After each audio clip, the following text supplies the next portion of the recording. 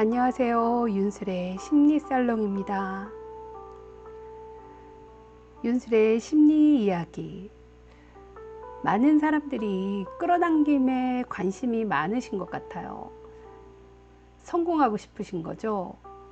그런데 우울, 불안, 질투, 시기, 분노, 억울함 등이 있으면 끌어당김이 잘 되지 않습니다. 이 영상은 끌어당김 법칙을 통해서 많은 것들을 변화시켜 보려고 애쓰지만 잘 안 되시는 분들을 위한 영상입니다. 윤술의 심리살롱 구독, 좋아요 해주시고요. 제가 살면서 깨달은 것은 마음의 상처를 치유하지 않으면 원하는 것을 얻을 수 없다는 것입니다. 원하는 것을 얻는다 할지라도 상처를 치유하지 않으면 내가 원하는 상태를 지속적으로 유지할 수 없죠. 마음에 상처가 있으면 어느새 불쑥 불청객이 찾아듭니다. 애써 쌓아온 것들이 수포로 돌아가죠. 상처가 있는 사람들은 부정적인 감정이 자주 듭니다. 지인이 잘 되면 배도 아프고 겉으로 박수치고 있지만 속에서는 질투와 열등감의 게이지가 막 올라가요. 만약 당신이 그런 심리 상태라면 점검해 봐야 합니다. 사람들이 끌어당긴 법칙을 통해서 많은 것들을 변화시켜 보려고 애쓰고 긍정 확언을 하고, 하지만 잘 안 되는 이유가 뭔지 아세요? 간절히 원하면 이루어진다고 했죠? 그런데 간절히 원하면 이루어진다잖아 하고서 속으로는 이거 안 되면 어떡하지? 하고 불안해하고 있거든요. 간절히 꿈꾸면 이루어진다는 말은 100% 믿음이고 그렇게 믿기 때문에 불안하지 않습니다. 저 인간 내가 꼭 이겨버려야지, 내가 콧대를 눌러 죽어야 말겠어, 이런 시기심과 자만도 간절히 원하는 것을 이루는데, 끌어당김을 하는데 도움되지 않습니다. 내 마음에 부정적인 감정이 드는 거라면 끌어당김에 도움을 주지 않습니다. 원하는 것을 얻는 것보다 마음 치유를 우선 해야겠죠. 심리가 치유되면 억지로 긍정적일 필요가 없어지거든요. 저절로 긍정적이게 됩니다. 부정적인 것을 밀치거나 밀어내지 않고도 태연하게 수용하고 편안한 상태가 됩니다. 타인의 성공도 빌어주고 박수도 쳐줄 수 있고요. 정말 공존의 상태가 된다는 것이죠. 그리고 판단도 비판도 하지 않은 상태에서 정확한 분별이 일어납니다. 언제 어느 시점의 경험일지라도 내게 부정적인 사건은 부정의 감정을 남깁니다. 보고 싶지 않아서 덮어두었던 상처를 치유하고 나면요, 무엇이든지 원하는 것을 얻는 것은 시간 문제입니다. 저는 기질적으로 우울한 데다 어렸을 때부터 가족들로부터 사랑을 받지 못했고 자존감도 낮아서 감정적으로 우울에 빠져드는 사람이었습니다. 삶에 주어진 결과는 상처투성이었고요. 초등학교 3학년 때 성추행을 당했고, 원하지 않은 고등학교에 입학을 해야만 했고, 꿈은 좌절되고, 교사로부터 이유 없는 혹독한 체벌이 가해졌고, 발버둥을 쳐도 빠져나올 수 없는 수렁과 같은 20대의 방황을 했습니다. 지푸라기도 붙잡고 싶은 심정으로 했던 결혼은 파경을 맞이했고요. 그래도 잘 살아봐야겠다는 각오로 다시 하게 된 재혼은 수포로 돌아갔습니다.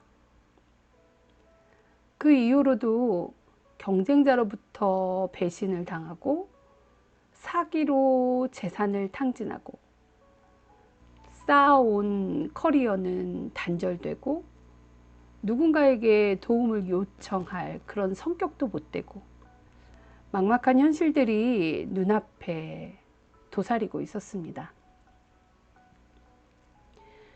연속된 실패와 좌절 속에서 기독교 상담에서부터 주역, 명리학까지 닥치는 대로 공부하면서 살아갈 방법을 찾았습니다.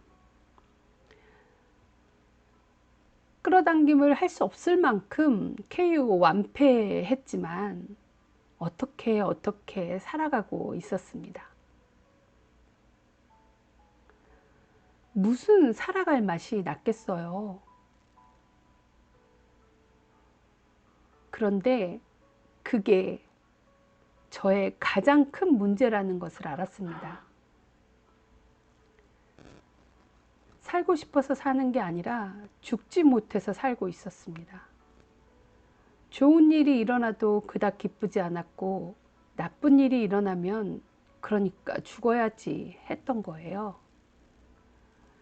즐겁고 행복해서 미래의 그 모습이 너무너무 기대가 되고 살고 싶어서 살아야 하는데 언제라도 죽고 싶다는 생각이 내 의식을 가득 채웠습니다.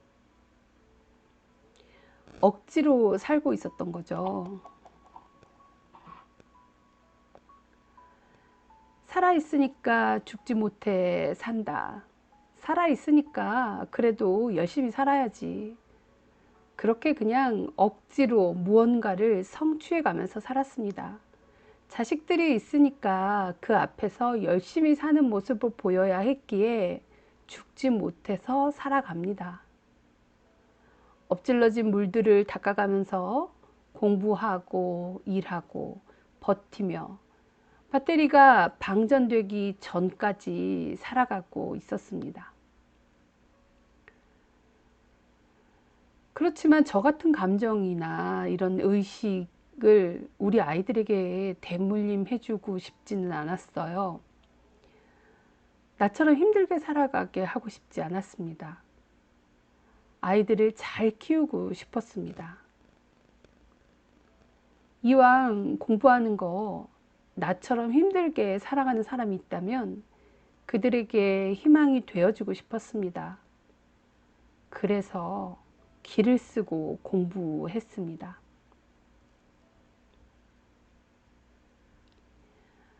하나님을 믿었고 기독교 상담을 공부했고 또 한 가지는 동양 심리 공부를 했습니다. 그런데 그 공부들마저도 모래성을 쌓고 있었던 거죠. 무너질 수밖에 없는 모래성을 쌓고 살았던 거예요. 하나님께 기도하는데 제발 저를 죽여주세요.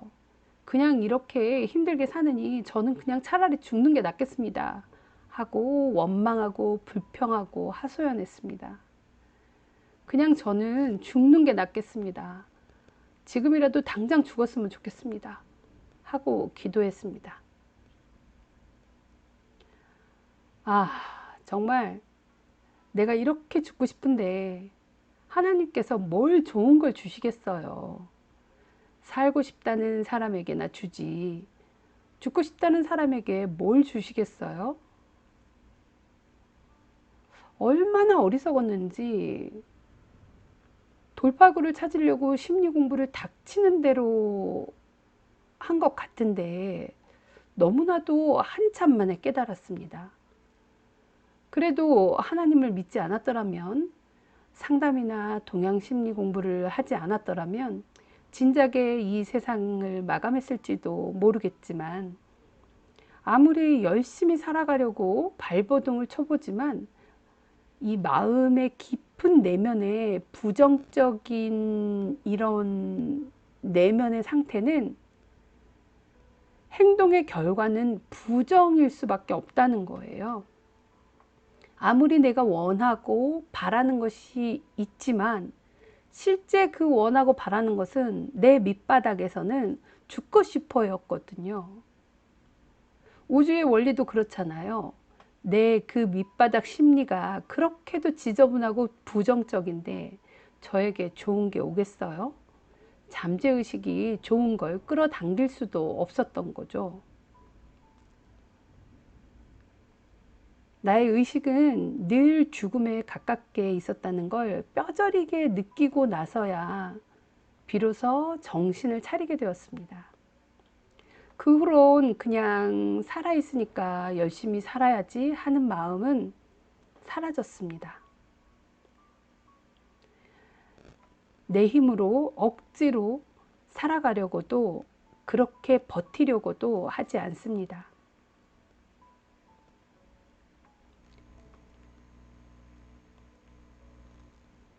나에게 주어진 것에 감사하고 너무도 잘 살아가는 사람들을 이제는 부러워하지 않습니다. 세상에 불평할 게 없어집니다. 분별은 하지만 비판도 하지 않습니다.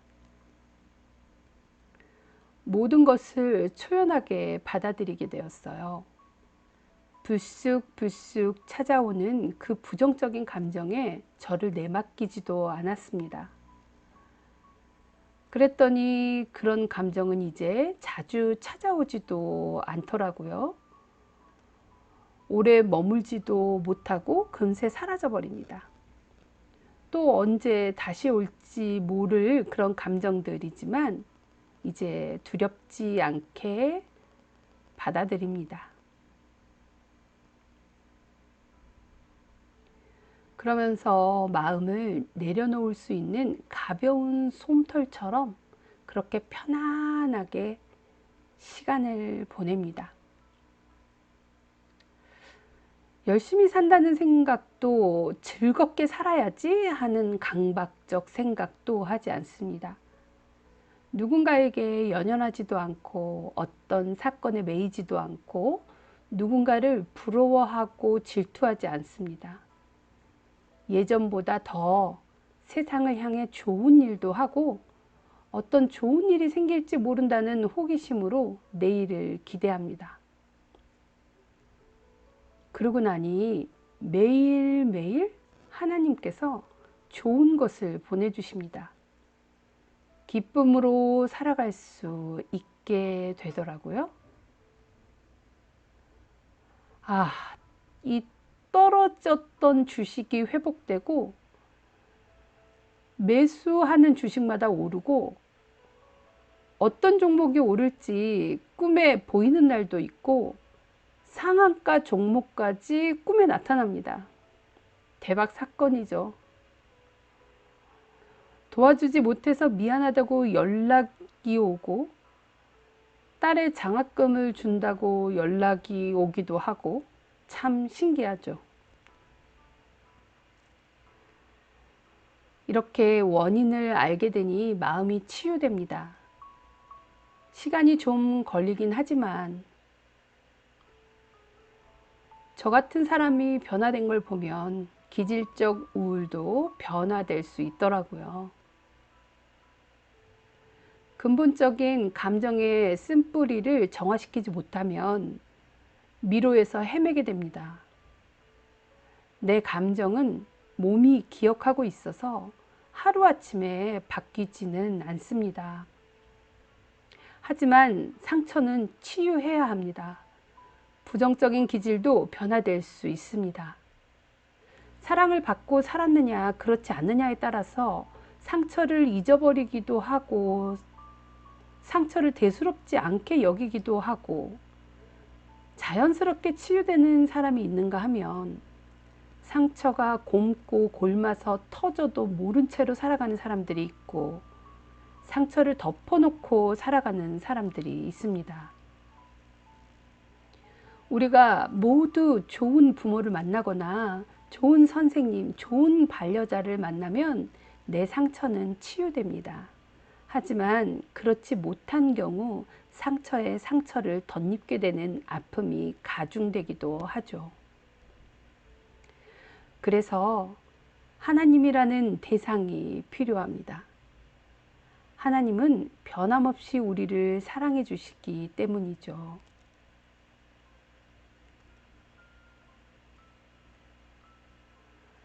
정신질환의 이유가 유전이든 환경적이든 간에 우리는 건강한 심리를 지킬 권리가 있습니다.